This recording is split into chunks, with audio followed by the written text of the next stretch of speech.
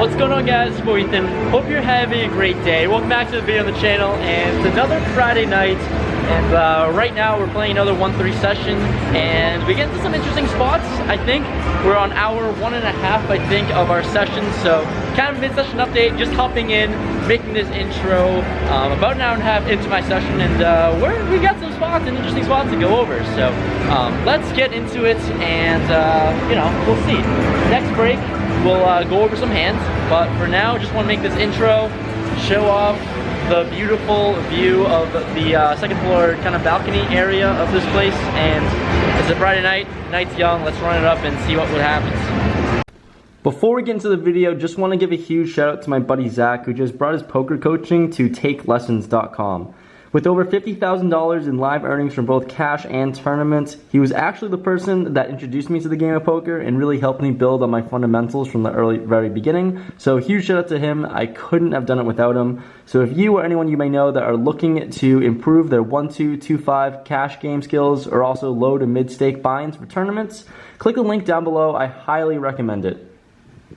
To go on top of everything, the rates that he charges are one of the most fair and affordable in online poker coaching, especially with private sessions. To also sweeten the deal for you guys, the first 10 people who message him will get a free 30 minutes as well on top of the 30-minute session. So basically, it doesn't really hurt to try it out, especially for his very fair rates. So click the link below. I highly recommend it, and definitely check it out.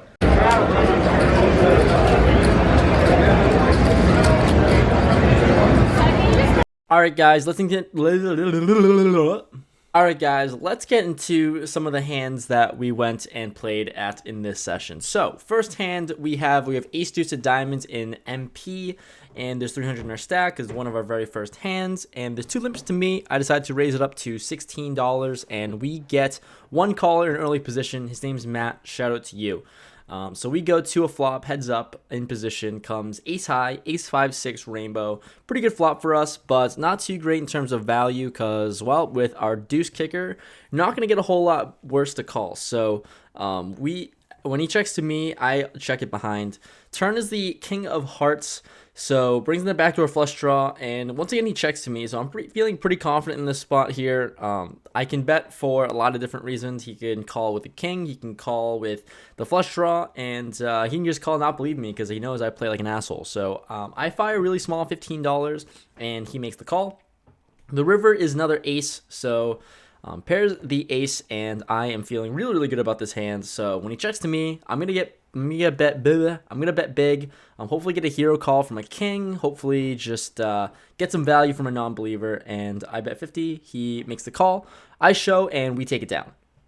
The following hand after that, we have ace deuce offsuit in the big blind with 350 in our stack. So there's 5 limpers to me, ace deuce off. We're gonna check. So it's a 6-way limped pot to a flop of deuce 9 deuce rainbow. Really, really, really good flop for us. So action is going to check to an early position player who bets $15. Pretty big, basically a pot-sized bet. And the next player to act calls and folds all the way back to me. Maybe I can slow play this sometimes, but the fact that he got a caller with on a pot-sized bet means I just gotta go for value all the time here. Blow up the size of the pot, and people really like calling at this casino anyway. So I raise it up to $50, and only an early position player, the player who bet, calls. So we have pretty similar stack sizes, and let's go to a turn heads up, which is a 4, and not really gonna change a whole lot. If he does have like 3-4 or 3-2, I don't know. There's just no deuces that I am losing to realistically. So knowing that I'm going to be pretty nutted here, I'm going to bet for value $100, sized up really big. The fact that he called my raise is something. The fact that he bet pot is something. So 9 might have to fold here, but I think if he just targeting the top of his range at the very least, especially when he called my raise. So he calls pretty quickly the $100, and we're still feeling pretty confident in this spot, but pretty interesting. The river is a 5. So board gets a little more connected, doesn't change much at all. 5 deuce is not in his range, I hope not. So with about $200 left, I decide to rip it in. I just bet $200 basically total. I cover him by like $3-4, so We decided to stick it in, go for max value, and he tanks for a while, tanks for quite a long time, and decided to call. And we show the goods, ace deuce, and when we take it down, he had pocket jacks. So I like my bet. I like my river shove. It's just feeling pretty polarized. And I can do this with a ton of bluffs, as you guys know from the channel. Following hand after that, we have King 10 of clubs in the big blind, and there's one limper to me from middle position. I decided to raise it up on the bigger side to $18, and he calls with about $400 in front, and we cover him. So let's go to a flop of Queen 8 deuce, 2 diamonds in a club out there. So not really flopping a whole lot besides some backdoors and basically an over. So I'm still going to c-bet here, $25. It's a pretty dry flop. And I think we can get a lot of hands to fold. So bet 25, and he unfortunately makes the call. So we go to a turn, which is the King of Spades. It's an interesting card. We obviously improve, and we feel pretty confident in this spot, but not sure I can get a whole lot of value from worse, and really decided to just mix in a check here with a pretty terrible kicker to our top pair.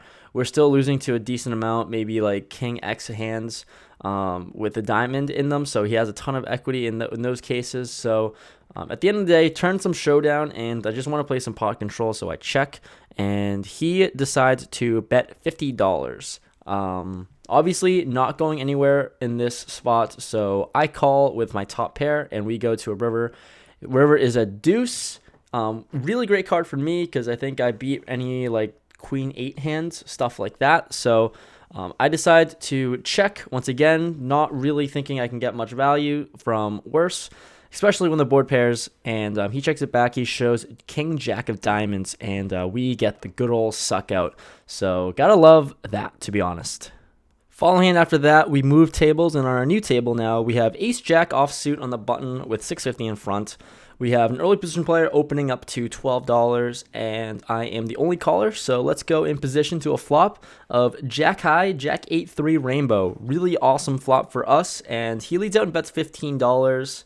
I mean, in this instance, maybe I could raise, but we're just going to flat here with just basically knowing we have the best hand.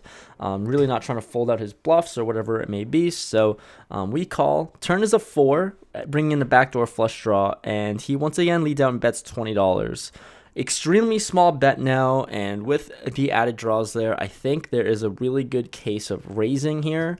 Knowing that I'm just very confident that I have the best hand, but also the fact that, sometimes raising one pair of hands in these spots are a little bit of overplaying. So once again, I just flat, just knowing that, especially against this player, he's a pretty narrow range. So just gonna play the hand itself and evaluate on the river, which is a 10. It's a pretty connected board now, but I think that I can get some thin value, especially when he checks to me. And knowing that one pair of hands on this board aren't really great, but still I think I can get something to call. So I bet really small, $35, and he folds unfortunately, but I like my thin value bet here on the river. Hand following that, we are under the gun with Ace Queen offsuit, and I open it up to $15. We get 2 callers in the cutoff and small blind, so we go to a flop of 4-4-5 with 2 hearts out there, and the small blind leads out for $20. Donk leading in this spot, especially from the small blind position. You gotta just think he's on a draw a lot of the time. So with my 2 overcards and the queen, or not the queen, I have no blockers, but I have 2 overs. So with a lot of equity, I think right now in this instance I'm ahead. I decide to just call, and also the cutoff calls as well. So getting a little more worried when the cutoff gets in there. Don't really like going 3 ways to a turn. Turn is the 3 of diamonds, and brings in another backdoor flush draw, and we do have that blocker at least. So small blind bets $20 again, and here I'm in a decision where I should probably be raising here. Out of the 3 decisions I have, raise, call, fold, I think calling is by far the worst option, mainly because, what am I exactly calling for or calling with? So especially facing such a small bet, I really like to raise and apply pressure, or just fold this out, which is totally fine. I can easily just get away. Not the card I was looking for anyways, but I decide to call because I'm a terrible poker player, and the cutoff comes along as well. Not great. We go to a river, which is the ace of diamonds, so the backdoor flush does complete, and we do have the ace of diamonds. So it's an interesting card, and especially when the small blind checks to me, I really can't rep much. So like I said, given the fact that I just called on the turn, like I think I can easily bet here on the river if I did raise, but I do have that blocker, and that's really all I'm betting. So I decided to go for it and bet $75. Choosing this sizing mainly because, well, at the end of the day, we're playing against some rec players on the weekend, and I just know that $75 in terms of the size of the pot, super small, tiny bet. But not thinking about the pot and thinking about the intrinsic value of $75 itself, it's big enough that I can fold out hands that people don't feel too confident with. So the cutoff folds, and the small blind tanks for a while, and reluctantly calls with pocket nines. It's a spot that, like I said, I think I messed up on the turn. If I raised on the turn and bet big on the river, I fold out his nines, especially when he tanks in this spot. But he had an overpair. It's hard for him to really let that go ever. But we went for it. Unfortunately, just really didn't take the right line that I wanted to. There's just another mistake I made. All right, mid-session update time, and we are like in hour 3 of our session, and we are on table number 3 of the session. I switched 2 different tables in the past, and everything looks super dead. So we're gonna see how this new table goes. I was suckered in to come. Shout out to you, Raymore, subscriber to the channel. It convinced me to come. It looks fun. Every table in the main part of the 1-3 section looks dead, boring, and like not fun at all. It looks miserable. So this one has some life to it. It looks like it's gonna be fun, a little splashy, seems like it. So we'll see how things go. Right now we're up 260-ish, give or take, after we punted off a little bit after that little bluff we tried to do. Terrible play, horrible play. I'm sure I already said it in the hand analysis, but horrible play. But we'll see how this new table goes, mid-session little updates, and yeah, it's gonna be fun. First time I'm actually gonna play at a fun table today, because the first 2 tables, horrible, miserable, gross. So we'll see how this goes, and we'll try to run it up. We'll report back. So we're on the new hand. It's a pretty fun, pretty active table, and first hand that we play, we have ace king on the button, and there's an under the gun straddle. So gotta love that here, especially late night degen poker here at Encore. So there's under the gun +1 limps, and I decided to raise it up to $35 on the button. We get 2 callers, the straddler and the limper. So we're in position for sure, and we go to a flop 3 ways of ace king 8 rainbow, flopping top 2, and action checks to me. Well, gonna feel really good about this spot, but not really sure what other people could be calling with. So 3 ways, I don't love this check too often, 3 ways, but I like it better if it's heads up, obviously. But 3 ways, we just check it behind and go to see a turn and try to get 2 suits of value. Turns a 9 of diamonds, brings in the backdoor flush draw, and action checks to undergun +1 player who bets $50, and he only has about like $58 left. I decide to flat here, taking another interesting line. Reason being, this player is really short, and I don't think I really want to raise him to blow off the under the gun player that's in the mix of things. He's shown to be pretty active and a little loose, and I really want him in because he's the bigger stack and covers me, and I'm just trying to get money in there. So I flat, trying to allow him to come in, but he folds, so we're going to a river, which is a 10. Under the gun +1 jams. I snap call, obviously. He shows pocket nines for a turned set, and that one stinks. That's on me. Hand after that, we have pocket nines. After getting screwed by pocket nines, we get pocket nines in the small blind, and there's one lipper to a middle position player who raises to $20. The cutoff calls, and facing a larger pre-flop sizing, I considered raising, I guess, but at the end of the day, I flatted. I'm out of position in the small blind, and we decided to just flat, and the limper called as well. So we're 4 ways to a flop of 10-5-6 rainbow. We have middle pair, essentially, second pair, I guess, to the board, and action checks to the pre-flop raiser who bets $50. really a normal sizing, and I just think I'm too strong to fold here ever, especially considering he's just c-betting here. So I flat and the limper calls.